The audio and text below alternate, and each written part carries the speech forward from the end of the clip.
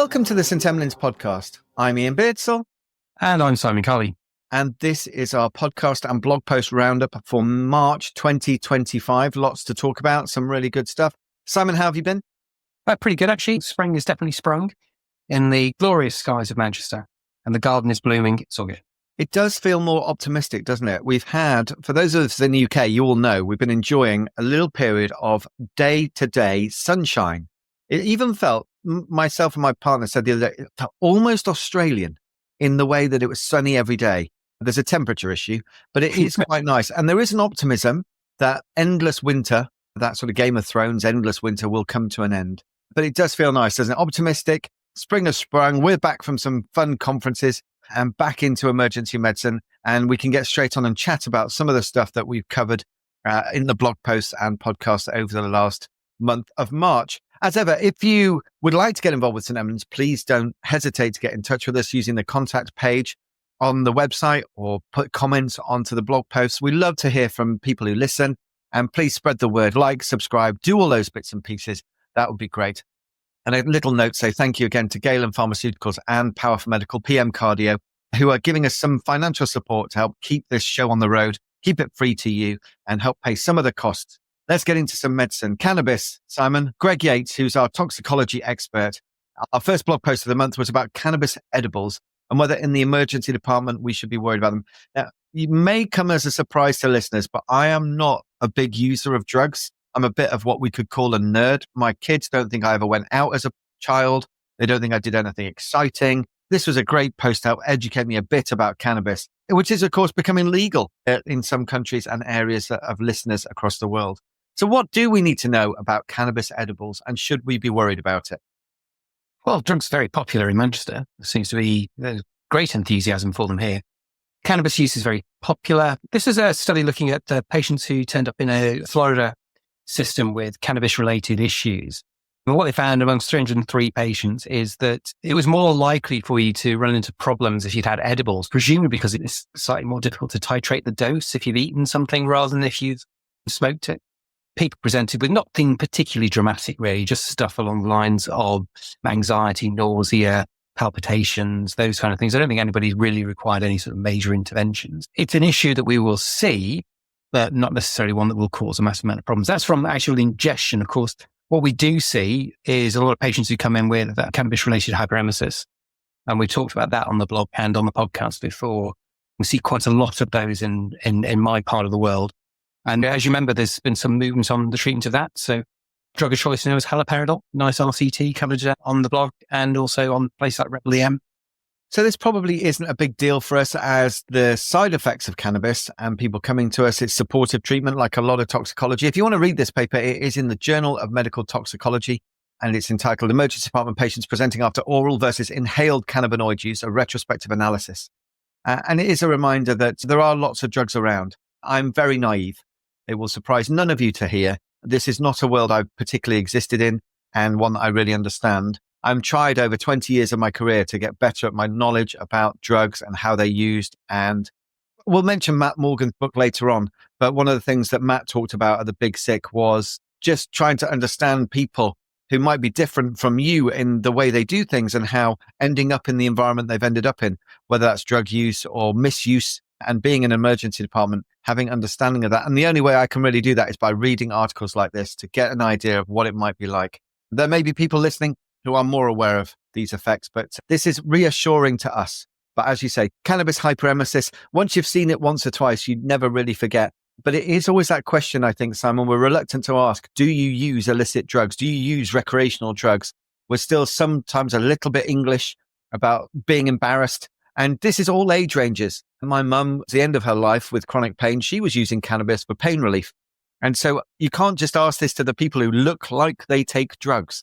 You need to ask all of your patients. And they won't be embarrassed by it because they think it's just a normal question to ask. I think sometimes people are much more offended now if I ask them if they drink alcohol. And they look at me like I'm crazy. Of course I don't. Cannabis edibles, not perhaps a big cause of concern for us, but keep up with your reading and make sure you can understand the patients who are coming to you. In my part of the world, then taking a drug history is pretty standard stuff.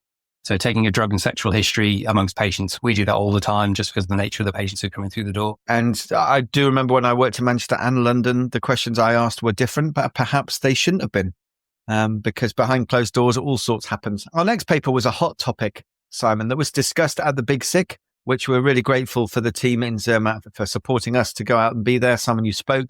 We did some other stuff out there while we were there. And this is from Hutch, or Haldon Hutchison Basley, to give him his full name, but known to us as Hutch, who's an incredible doctor who's doing lots of work in the pre-hospital environment, research work, working with the ATTACK team and their amazing courses, the SPEAR course, all those stuff. Hutch has done all of it. And it was great to have inside ideas about this paper.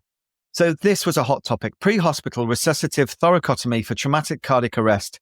Perhaps the biggest service to do this in the UK, not perhaps, definitely, is London's Air Ambulance. And they have published their data from the last 21 years where they've performed this procedure on over 600 patients. So we talk a lot about thoracotomy and resuscitative thoracotomy. And is it something we should be doing? Yes, but in the right patients, of course. So what this study does is it takes these 601 patients. It's observational, so it tells us what they found and what they did. And there's some really interesting sort of headline figures here. And the ones that really catch me are things like the median time from the instant to the patient going into cardiac arrest is 12 minutes. That's really short. And it puts a real challenge on, as we'll talk later about timings. It's all about timings, this paper. 12 minutes is a very short period of time from instant to arrest, if you're going to get somebody unseen who can do something about it. That's really interesting. And then they've looked at the cause. So if somebody's going to traumatic cardiac arrest, usually from a stabbing, a couple of gunshots, but mostly penetrating injury here, the ones that got thoracotomies anyway, 70% of them were due to exsanguination. Just under 20%, 17.6% had a tamponade, and the rest had a combination of both, and there are a couple of random ones in there as well. So most of the patients who arrest in traumatic cardiac arrest are exsanguination. And then when you look at the possibility of survival, there's a massive difference between if you've arrested because you've exsanguinated or you've arrested because you have a tamponade. If you have arrested because you've had a tamponade and you get an early thoracotomy, looking at the graphs here, if you arrest in front of them, you've got virtually a 50-50 chance of survival if they get a thoracotomy within the first sort of 60 seconds or so. And that's entirely possible. And my last survivor of a thoracotomy did exactly that. They arrested right in front of us. If you exsanguinate and you actually go into cardiac arrest because you've exsanguinated, even if you get interventions very early on, your survival is in the sort of 10% range, or if not less. Massive difference between the two. But both of them are incredibly time critical. So the longer you leave it in TCA, traumatic cardiac arrest, with a tamponade, even minutes count. And I think that's an important lesson as well. Again, one of the conversations I had about a patient I did a pre-hospital thoracotomy on not so long back is one of my colleagues said, why don't you just put them in the back of an ambulance and drive them 10 minutes to hospital, because we've got a cardiothoracic surgeon here who will be better at thoracotomies than me.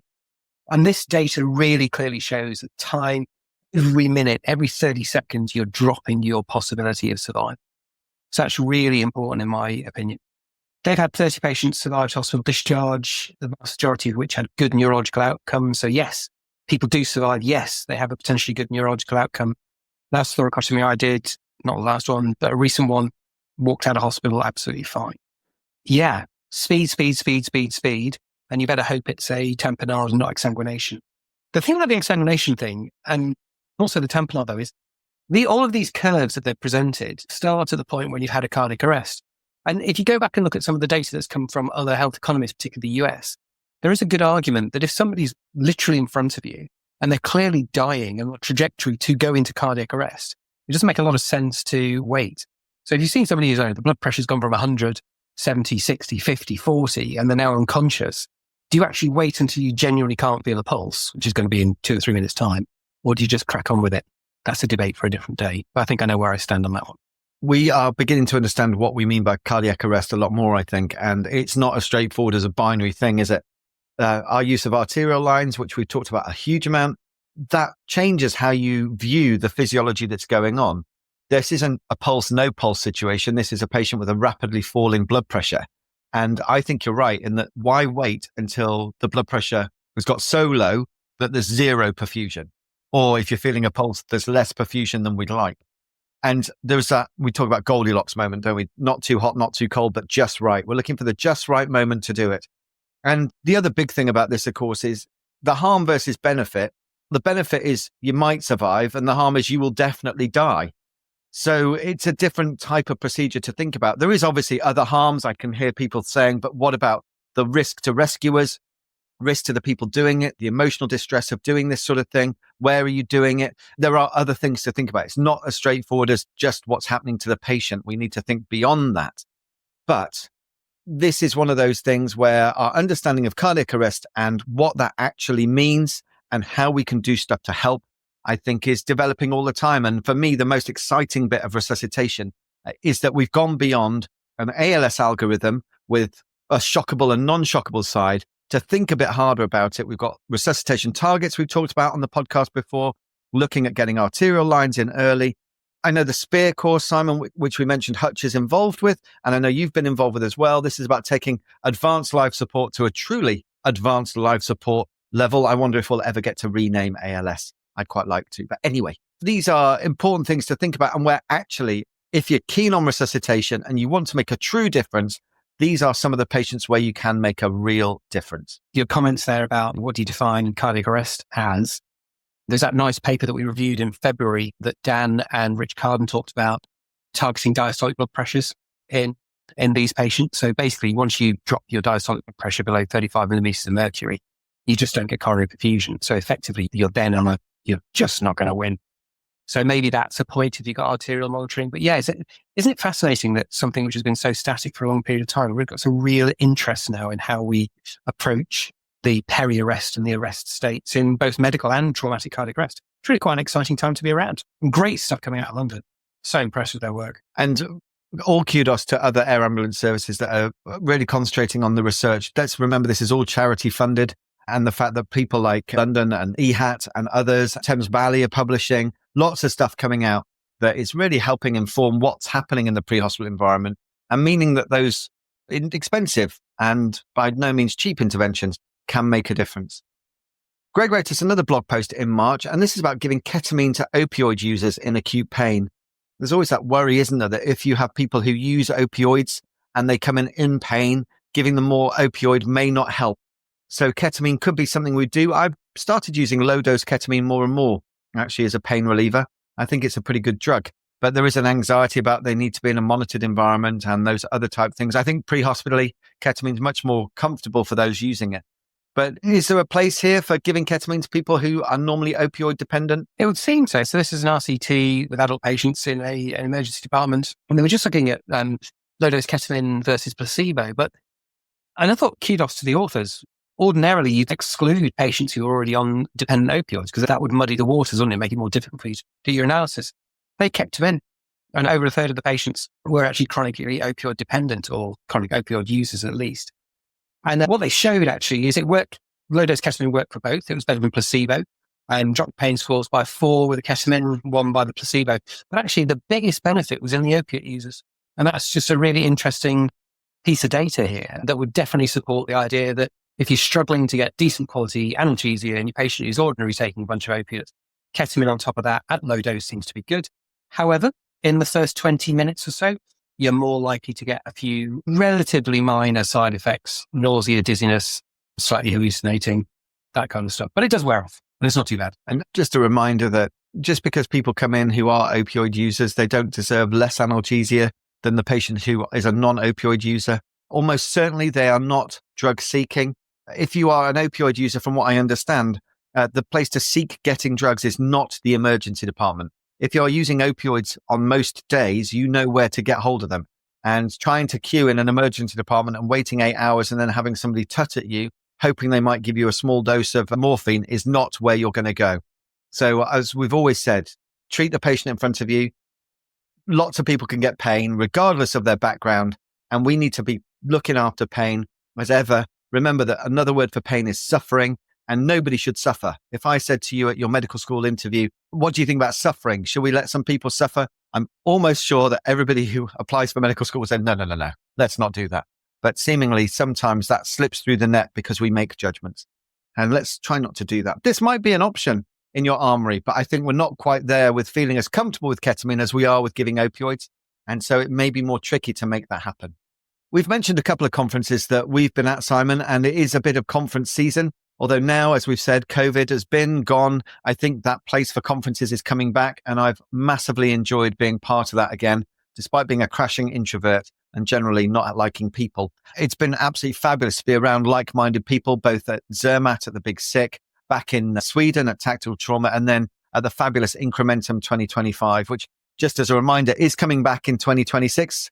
Mark your calendars, April 22 to 24 in Merthia. Will be well worth going to and not that expensive. But you had the opportunity, of course, as the Dean of the Royal College, to make your way to the RCEM conference up in the north. And you've done some great blog posts in partnership with Joey Godfrey, who I know you work with in Manchester, to cover some of the topics. And I wondered if you could just give us a few highlights from the feelings around that conference, how it went, and some of the highlights for you. There's lots on the blog post, and I would encourage people to have a read. But Simon, how did it feel for you being at another college conference? Yeah, it's great. Love to see people again. So this conference is still fairly small for RCEM. I think we need to do some work, hopefully, to expand that. And next year, from 2026, there'll just be one conference a year, one big ASC. Will be longer, bigger, smarter, more exciting. And that'll be good. But great to see people. The content was good. And the setting wasn't in the north. It was in Birmingham. Birmingham's not the north. Definitely the Midlands, speaking as somebody who is in the north.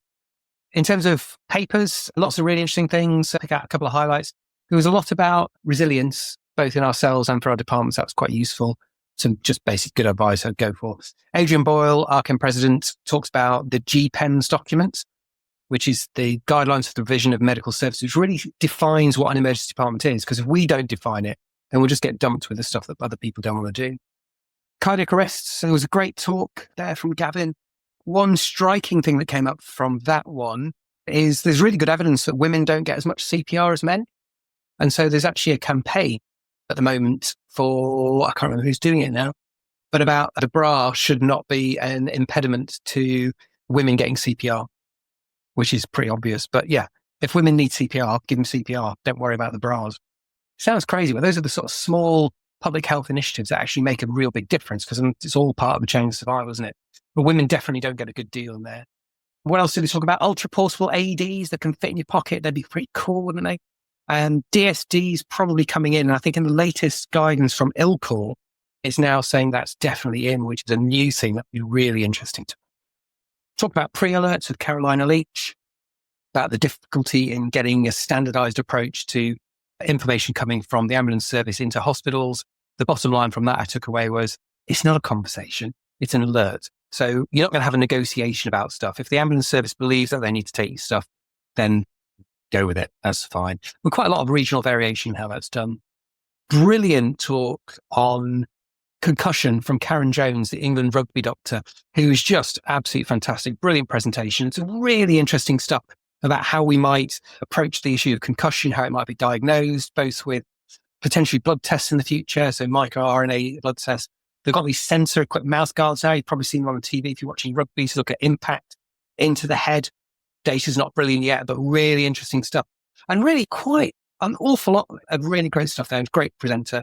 And then we had Laura Owen and Kim Gregory talking about sports injuries. Lots of great learning there. That was fantastic.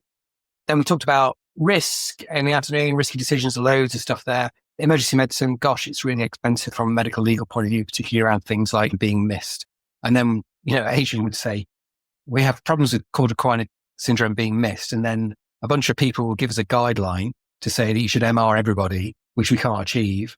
And we were never involved in designing. So all sorts of tricky stuff going on there. But really, great day. Actually, that was day one. Do you want me to tell you about day two? There's a lot to take in. And I think do go and have a read of the post. It feels like it was a positive type conference, even from what you're describing on day one. Is that the kind of feeling you got from being in the frosty north of Birmingham? I did in the southern part of Birmingham. Yeah, it was nice actually. Birmingham was really good actually. Birmingham has changed as a city dramatically since I was last there. It's actually quite a nice place to be. Yeah, it was a positive experience. There was a lot about looking after our people. That came out on day two as well, when we talked a lot about culture in the workforce. Had a nice panel discussion, which I helped out with in the afternoon. Poor culture, it defines so many things, doesn't it? I've been to departments where The workload is incredibly difficult. The environment's really challenging. They're not particularly well funded. The patient mix might not be the one that you want to work with. But because they've got such a great group of people and such fun people to work with, their culture is really positive and supportive. The people are happy. And then you go to another department where on paper they'd have everything, a nice building and really interesting case mix, and they see lots of interesting stuff. And they're miserable, mean, nasty people, and the culture's terrible and everybody's miserable. And I've actually got data to support this. I won't go through it again. I've mentioned it on the podcast before. So I think culture really defines stuff. It links into also making sure that your culture is applicable to everybody. That came into both neurodiversity elements, has some good presentations on that, and also the general EDI type stuff as well. Yeah, so really interesting about looking after ourselves. There's some really good stuff around syncope. Matt Reed talks so well on that, doesn't he? There's no great score that you can use. There's lots of scores around, but none of them are brilliant. We talked about some chest pain issues, about stratification for those. I think we already know about those. And then some fairly terrifying stuff around pediatric cardiology, which isn't actually that terrifying. Mostly it's give prostaglandins and things will get better if you've got a neonate who's really sick with a cardiac problem and asks for help. And then loads of stuff around frailty, which obviously is a big problem, big issue in a lot of our departments. But the message that came out of that is there's an awful lot that we can do. And there was some debate about whether frailty is likely to be a subspecialty of emergency medicine. The general feeling was probably not, because frailty is just everywhere and all the time for all of us. So it's not that it should be a subspecialty. It's arguably that we should all become more experts in the management of frailty in old age. So yeah, a really good day. It's good. Enjoyed it. It's lovely to hear that the conference isn't just concentrating on the whizzy bits of emergency medicine. I think that's something the college does really well, to talk about the everyday challenges that we all face in the UK, particularly in emergency medicine. I hear exactly what you say about culture. There is that delicate balance, isn't there, between being a realist and having a positive culture and having toxic positivity of let's ignore that this is all awful when everyone can see it's all awful. We just won't talk about it and pretend everything's great. And those consultants who I work with who can just balance that perfectly about just the right amount of positivity, I've watched them and I've tried to use that in my own practice to role model that. We're working with people who are bright. They look around and they know that things are tricky. They know that things are hard, but there is something about being positive, about making a little difference. When we were over in Spain, I was chatting to Cliff Reed about how he takes the most out of every shift. And he, at the end of each shift, he writes one thing down that he remembers being a positive interaction. To remind himself there are positives. That could be that he got an elderly person a cup of tea, or it could be that he got them a blanket, or it could be that he guided a trainee through doing a difficult intubation, and everything in between. There are real positives we can take out of every shift, but that balance of just getting the sweet spot of the right amount of positivity while acknowledging things are tricky, and also not people like you and me, Simon, not getting into that habit of, oh, well, you think it was hard now. You should have been around 10 years ago. There's many more of it, all of that. It's not helpful, is it? And that is a proper skill. And perhaps we should be testing that as part of the fellowship examination. How can you give an air of positivity without it being too much, too little? Because those people are the ones I like working with the most. They may not be the best clinician in the world. They may not be the most superb decision maker. But if they can bring that culture to a department, they're worth their weight in gold. We did push them actually in the panel discussions to say, okay, so, one, how do you know whether your culture is any good? Because you may have a personal view that you're great, but actually everybody hates you. And secondly, what are examples about how you can build these kind of things? So the question about whether you're not any good, there's quantitative data that comes out in things like GMC surveys that people should have a look at, the overall satisfaction, things like bullying and harassment rates. All of those things are important. There's other sort of subtle things like, do you retain your staff? When you put an advert out for a consultant post, does nobody apply? There's a shortage of consultant posts at the moment. There's data like that can be around. But actually, sometimes it's rotational trainees and getting information back through training programs that will tell you a lot, have a positive. And then things to do. There were loads of examples. I'll pick out one because I loved it so much from Heidi. It's something we sometimes do here in emergency medicine in the north as well, is to have sort of little rituals or little games or little sort of silly ideas that you do every so often that just builds an idea. So one of the things that she does is ask people at the handover, not every time, not all the time, be tiring, just tell us one thing about yourself, or where did you go on holiday, or what's your favorite fruit, or whatever, those little questions. And it's amazing how those allow people to tell you something about themselves. And those conversations often then carry on into the department. And then having a department which does more than just work. Does it have a social group? Does it permit people? Does it encourage people to build relationships? So important, particularly for people who come in from other areas, who've been rotated in, particularly for IMGs or people in the first jobs in the UK. Now, these aren't particularly difficult things, but there's an awful lot you can do to try and build a better culture. And as I say, this doesn't involve you having to go out every week with work colleagues and go and stand awkwardly at a bar chatting about other stuff. If that's not your thing, you don't have to do that. But there is a definite moment of feeling supported, feeling like you're going into work and you're all on the same side and you're going to get through it together. You're going to find some positive stuff. And those people as well who I think can take that moment and turn what feels like a horrendously busy shift, but find 5 minutes to just stop and add an educational pearl or a thought or something outside that ongoing idea. And the other thing that I really can't say enough is that we need to remember that all of our colleagues are adults. They are professionals. And I can't bear it when I hear people say, oh, can you go and talk to a grown-up about that? Certain words just wind me up massively. And those things just permeate. It may not feel like it's making a massive difference, but actually just those little words that we sometimes use can just really hit really in the wrong way and make it feel like that department isn't as supportive as it should be. So have a think about what you do. How do you make a shift better? We've talked about it on the podcast in the past. Liz Crow's done lots of this with us, and there's podcasts with Liz that are very worth having a listen to. Maybe it's a point for reflection to think about what you do to make sure that you bring positivity to every shift, even if it's just a little thing. Been lots of other podcasts throughout the month of March. Do go and have a listen. If you're listening to this, you probably heard them.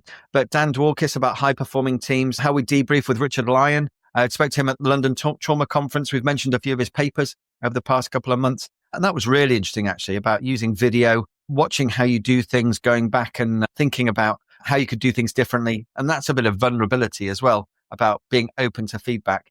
And the last thing I just wanted to mention, Simon, is I probably shouldn't be evangelical about a book. I suppose there are books you can be evangelical about. That's the point. But this is Matt Morgan talking at The Big Sick. And this talk, I went in a little bit nervous. I'd met Matt the night before, and he told me a little bit about what he was talking about. And in essence, it was going to talk a little bit about dying, which is not my favorite subject. I get really quite scared of that whole idea. But actually, the talk was superb.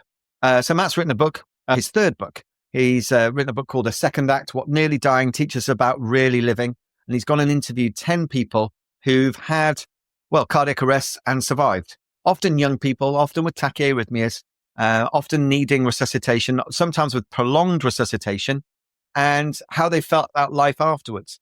And the book's beautifully written, real humor, gentle humor. I listened to it on an audiobook too, where you get Matt's lilting Welsh voice to carry you along. But this talk was fabulous. And not just the content, but the way Matt structured his talk. And if you ever want to study how to do a talk, watch the YouTube video. The Big Sick have released a lot of their talks already in really well-published videos on YouTube, all free to view. But just watching how he put the talk together, his slide design, the narrative arc throughout the talk, how he punctuated different points, how he paused, everything was very obviously deliberately done, but felt incredibly natural. You were there, Simon. What did you think? It was really fantastic. All of those things you said, I would concur with. The one that will stick with me for a long period of time, I've told lots of people about, is when Matt talks about organizing his own funeral and going to his own wake. So him and a bunch of his mates decided that they didn't really want to miss out. And it was more than that. They wanted to be part of their own funeral. So they held their sort of remembrance services. They all went off abroad, didn't they? And they basically essentially got somebody to come and do a ceremony at which their life was celebrated before they've actually shuffled off this mortal coil, which is both terrifying and inspiring. And listening to Matt talk about it and reading about it in the book, truly inspirational stuff. Matt's a very special guy. Yeah, genuinely. And I'm pleased to call him a friend, having only just met him a few months ago, but he's a good guy. And the book is worth a read. The idea of you and 7 friends, they went to France, they went into the mountains, they found a celebrant locally who would celebrate their funeral, even though they weren't dead.